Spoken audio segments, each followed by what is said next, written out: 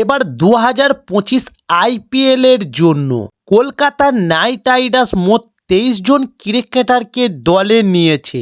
তবে চলুন জেনে নিন তাদের মধ্যে কোন 11 জন ক্রিকেটার এবার প্লেইং 11-এর সুযোগ পেতে চলেছে। তবে এবার কলকাতা নাইট রাইডার্সের দলে রয়েছে 4 জন ব্যাটসম্যান এবং 3 জন উইকেট রক্ষক ব্যাটার ও 7 জন অলরাউন্ডার এবং 7 জন বোলারকে নিয়ে এবার দল তৈরি করেছে শাহরুখ খানের কেকেআর। তবে ওপেনার হিসাবে এবার দেখা যেতে পারে সুনীল নারিনকে এবং তার সঙ্গে শুরুতে আসতে পারেন কুইন্টন ডি কক। তবে সল্টের বিকল্প হয়ে উঠতে পারেন দক্ষিণ আফ্রিকার উইকেট রক্ষক ব্যাটার এবং লড়াইয়ে থাকবে আফগানিস্তানের রহমান উল্লাহ গুরবাজও। তবে ক্রিকেটীয় দক্ষতায় কিছুটা এগিয়ে রয়েছে ডি কক।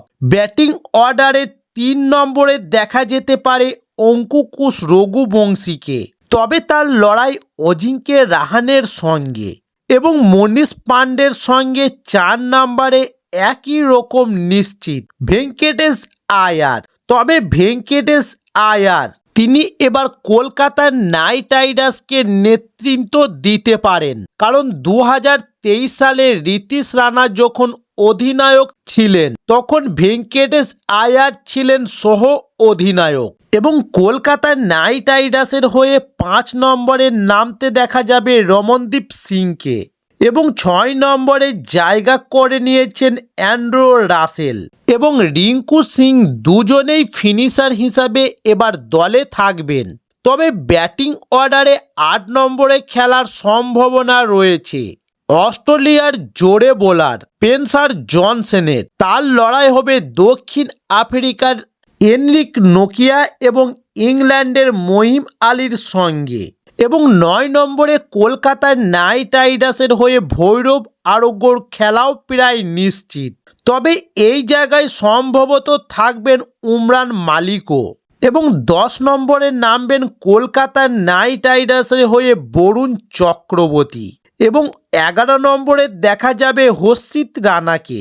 তবে শেষ দুজনের প্রথম একাদশে থাকা নিয়ে কোনো সংশয় নেই। তবে এদের মধ্যে থেকে কলকাতা নাইট রাইডার্সের যে 11 জনের খেলার সম্ভাবনা সবচেয়ে বেশি, চলুন জেনে নিন সেই 11 জন কারা। যেমন নাম্বার 1 সুনীল নারিন এবং number 2 Quinton de Kock wicket রক্ষক ব্যাটার এবং নাম্বার 3 অঙ্কুশ রঘুবংশী এবং number 5 Venkatesh Iyer, number 6 Ramandeep Singh, number 7 Andrew Russell, number 8 Rinku Singh, number 9 Spencer Johnson এবং বরুণ চক্রবর্তী ও হর্ষিত রানা।